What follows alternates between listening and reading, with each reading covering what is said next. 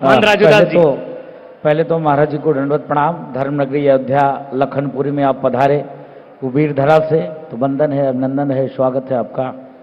बहुत ही मार्मिक प्रश्न आपने किया है। रावण तो त्रिकाल संध्या करता था, कम से कम सनातन द्रोही तो नहीं था, लेकिन विषय यह है कि जिस प्रकार से उसकी क्रिया और कलाप था, जिस प्रकार से वो वेशभूषा तो था, भगवान भोले को मानता तो था, लेकिन आज की जो स्थिति परिस्थिति है, आज के नेता राजनेता घर में माला तो फेरते हैं, सीताराम सीताराम, घर में साधु आ जाए तो चरण बंदन भी करते हैं, खूब स्वागत और सम्मान भी करते हैं, लेकिन बाहर बोलते हैं करे ये सब भगवा आतंकवादी हैं, ये आतंक को बढ़ावा देते हैं, ये द्वेष करते हैं, समाज को बांटने की साजिश करते हैं।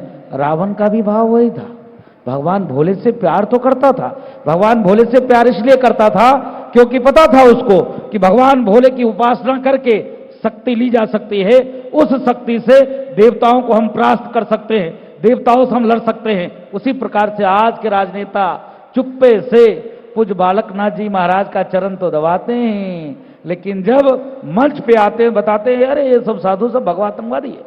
यही हाल वर्तमान स्थिति में राजनेताओं की है, आपको मानना पड़ेगा। मंत्र राजूदास जी, अब तो सब मंदिर जा रहे हैं, कामाख्या देवी मंदिर संभवतः राहुल गांधी, ममता बनर्जी वहां पर मंदिर, 22 जनवरी को शिव मंदिर संभवतः राहुल गांधी, तो कहां अब तो सब मंदिर मंदिर जा रहे हैं, वो टैग अब आपको हटाना पड़ेगा। नहीं नहीं नहीं, कैसे हम भूलेंगे? कैसे?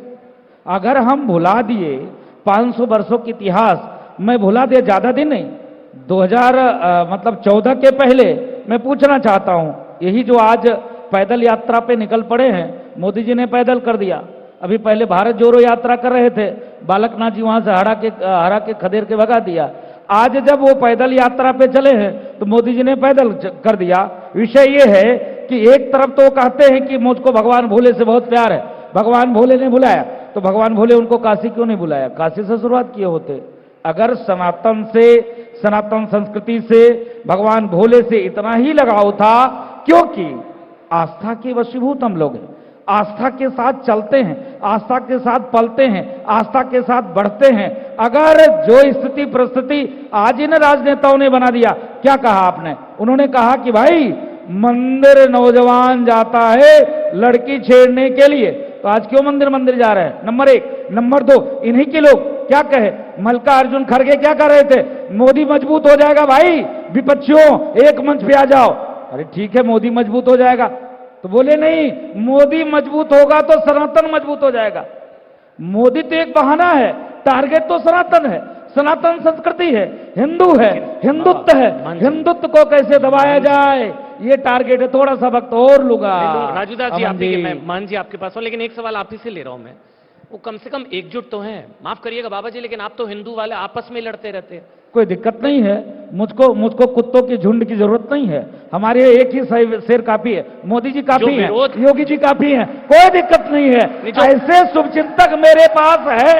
140 करोड़ देशवासी टकटकी लगाकर देख रहे थे कि अयोध्या में मंदिर का निर्माण कब होगा, और सब पलके पौरे बिछाकर सहस्र स्वीकार कर रहे हैं। ऐसे कालेमियों की क्या जरूरत है? ऐसे कुत्तों की झुंड की मुझको क्या जरूरत है कि वक्त आने पे काव काव काव चिल्लाकर काटने लगते हैं, और जब उनका समय आ जाए तो महाराज जी के चरण चाटने लगते हैं। ऐसे कुत्ते का क्या काम? राजूदास जी, मैं शंकराचार्यों की बात कर रहा था।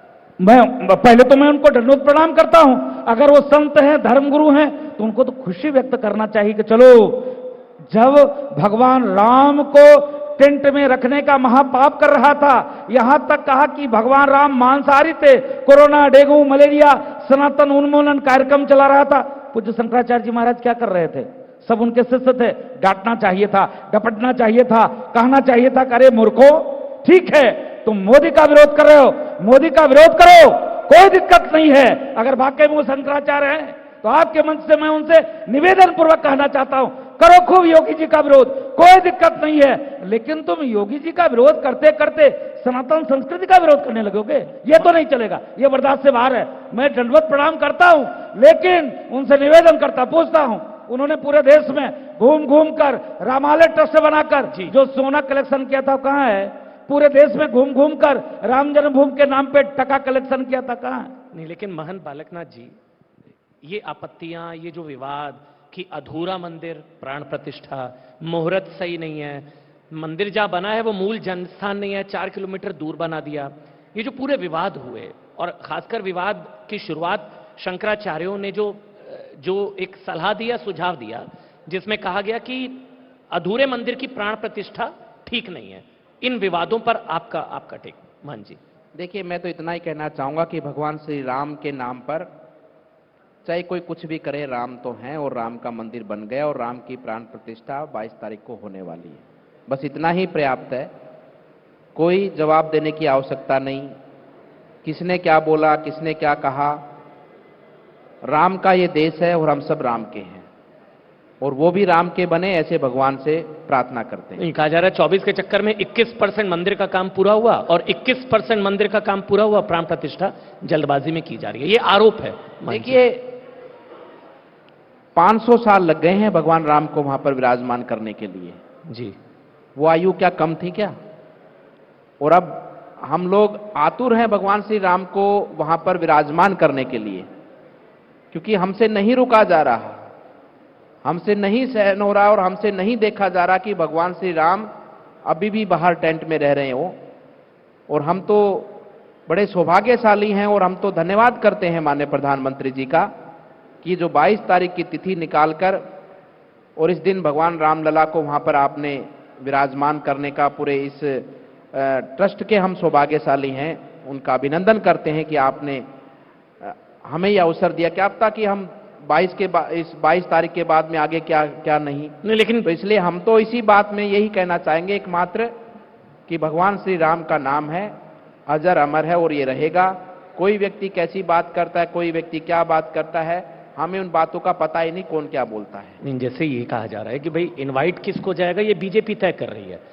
प्रभु राम पर बीजेपी ने कब्जा कर लिया है। प्रभु राम कॉपीराइट तो है नहीं बीजेपी का, ये आरोप लगते हैं कि किसी पार्टी का पेटेंट तो है नहीं प्रभु राम पर, राम सबके हैं, सब राम के हैं। तो बीजेपी तय करिए किसको इनवाइट जाएगा, किसको नहीं जाएगा, और ये पॉलिटिकल इवेंट बनकर रह गया। नहीं, ये सब तय ट्रस्ट कर रहा है और पूरे भारतवर्ष के सभी पंथ संप्रदाय परंपराओं के सभी संतों को वहां पर निमंत्रण गया है। ऐसे समाज सेवी संस्थाओं को भी निमंत्रण गया है। कई हजार निमंत्रण पत्र दिए हैं, लेकिन राम के आमंत्रण की तो आवश्यकता ही नहीं है।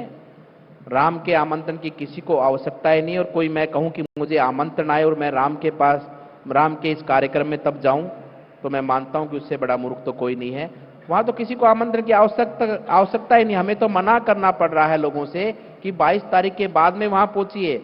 अगर ये बात नहीं कही जाती तो मैं मानता हूं कि अब तक का इतिहास में हमने कुंभ देखे हैं चारों, उन कुंभों से भी बड़ा कुंभ अयोध्या में होता और करोड़ों करोड़ों की संख्या में भारतवासी राम भक्त वहां पर आपको देखने को मिलते 22 तारीख को। ये तो प्रधानमंत्री जी के आह्वान पर, संतों के, पूज्य संतों के आह्वान पर लोग बैठे हैं, रुके हैं। और जैसे ही आप होने दो 22 तारीख और 23 तारीख के बाद में देखना किस प्रकार से भक्तजन वहां पर पहुंचेंगे। चुनावी नजरिए से नहीं देखना चाहिए इसको, 24 के लिहाज से कि मंदिर पर वोट पड़े नहीं पड़े, मतलब चुनावी नजरिए से नहीं देखना चाहिए। हम तो राम के भक्त हैं, हम तो राम नाम गाएंगे ही भाई। हम तो सोते उठते बैठते राम का नाम लेंगे। हाँ। अब किसी को चुनाव लगे और किसी को कुछ और लगे तो वो उसकी प्रवृत्ति है। हमारे कर्म में राम है, हमारे धर्म में राम है, हमारे मुख पे राम है। हम तो राम के ही भक्त हैं और राम नाम के सारे ही हमारे ये जीवन की ये सेवा सफल हो, यही भगवान से मतलब प्रार्थना चुनावी करते हैं। मुद्दा नहीं है 24 में राम पर वोट नहीं पड़ना चाहिए। 24 में विकास पर वोट पड़ेगा, माननीय प्रधानमंत्री जी की गारंटी पर वोट पड़ेगा। उन्होंने गारंटी कमिटमेंट के साथ दी है। आज न केवल भारत, पूरी दुनिया उनके पीछे चलने को, उनके नेतृत्व में चलने को तैयार है। उन लोगों पर आज भारत देश की जनता उन लोगों पर एक क्षण भी विश्वास नहीं करती जिन लोगों ने धर्म के नाम पर, जाति के नाम पर, गरीबी के नाम पर इस देश के लोगों को लूटा है और अपने लोगों का केवल हित करते हुए उनको ही फायदा पहुंचाया और देश की जनता को गरीब से और बदतर गरीब बनाने का जो काम किया है, उन लोगों का कभी भी देश की जनता साथ नहीं देगी। आज मोदी जी की गारंटी पर देश की जनता विश्वास करती है। महंत राजूदास जी, समस्या ये हो जाती है जब कहा जाता है कि भाई आप लोग अयोध्या पे फिर शांत नहीं बैठेंगे, अब फिर अयोध्या के बाद फिर मथुरा, फिर काशी, फिर 40,000 मंदिर, फिर पूरा भारत, फिर ये गाड़ी कहीं तो रुकेगी ना? नहीं, मैं निवेदन पूर्वक करना चाहूंगा, हम संविधान के पुजारी हैं और संविधान के बंदूक से और कलम के गोली से हम लड़ाई लड़ते हैं। हम तलवार के बल पर आज तक किसी को सलवार नहीं पहना है। हमने आस्था के बल पर, सनातन के बल पर, संस्कृति के बल पर, हिंदू के बल पर, हिंदुत्व के बल पर, राष्ट्रवाद के बल पर, सांस्कृतिक आजादी के तौर पर 22 तारीख हम लोग मना रहे हैं। पूरे देश में स्थिति ये बनी हुई है, राम में है, सनातन में है, भगवा में है, रामद्रोहियों क्या बात करें। और मैं तो शुरू से कहता हूं, डंके की चोट पे कहता हूं, डंके की चोट पे कहता हूं, मुझको इनके ऊपर विश्वास है। इन्होंने बीजेपी के नाम लिया, भारतीय जनता पार्टी की बात किया, ये कम से कम मेरे साथ तो थे। यहां तक तो लोग मेरे साथ चलने के प्रयास डरते हैं। मैं देखा कल अयोध्या में एक राजभर पार्टी का कोई एक नेता देखो सामने बैठा है, पूछिएगा सपा पार्टी के समर्थन में कोई बोल रहा था, दौरा लिया, खदेड़ लिया। आप पूरे देश में राम में माहौल चल रहा है भाई, क्या बात करते हो? रामद्रोहियों का यहाँ कोई बस नहीं है। और डंके की चोट पे कहता हूं, अयोध्या तो झांकी है, मथुरा काशी बाकी अलावा अब वो नहीं चलेगा। अब नहीं 3, अब लेंगे 30,000 और पूरे हिंदुस्तान में नहीं बचेगा एक भी आक्रांता, आक्रमणकारी, षड्यंत्रकारी बेधर्मियों का मजार। ये डंके की चोट पे कहते हैं और ये मेरे साथ रहेंगे, पूरा देश मेरे साथ है। हम किसी को दबाया नहीं। मैं पुनः कहता हूं, पुनः अमन चोपड़ा जी आपके मंच से डंके की चोट पे कहता हूं, जब कहते थे धारा 370-35 से खत्म करेंगे, हंसते थे लोग। जब कहते थे मंदिर बनाएंगे, लोग कहते थे नहीं बाबरी मस्जिद बनाएंगे। आप देख लो, आज शरण में आना पड़ गया। और जिस दिन, अभी तो थोड़े हिंदू जगे हैं, अभी तो थोड़े हिंदू जगे हैं, जिस दिन 100% हिंदू जग जाएंगे ना, तो डंके की चोट पे कहता हूं 3 नहीं 30 और पूरे हिंदुस्तान में एक भी किसी आक्रांता का मजार नहीं बचेगा। आखिरी सवाल मान जी आपसे, अयोध्या कोर्ट से है, अयोध्या का फैसला कोर्ट से है, लगता है कि काशी मथुरा सपोर्ट से होना चाहिए? देखिए, भारत की न्यायपालिका ही सब तय करेगी जी। भारत का कानून सर्वोपरि है। हमारे लिए सबसे पहला धर्म हमारा भारत का संविधान है और उस संविधान की पालना और उसकी मर्यादा और उसका सम्मान करते हुए जी देश का विकास और देश का व्यवस्थाएं आगे बढ़ेंगी। इसमें कोई संकोच, कोई संदेह किसी को नहीं होना चाहिए, क्योंकि वो सत्य है। राम सत्य है, कृष्ण सत्य है, सनातन धर्म संस्कृति सत्य है। और सत्य जिस प्रकार से कभी मरता नहीं है, कभी छुपता नहीं, कभी झुठलाया नहीं जा सकता। और जब सत्य की सुनवाई होती है तो उसके निर्णय सत्य के पक्ष में ही आता है।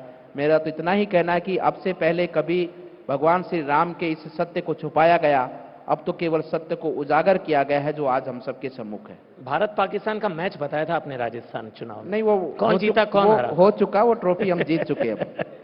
बहुत बहुत धन्यवाद मान बालकनाथ जी, मान राजू दास जी, बहुत बहुत धन्यवाद आपका।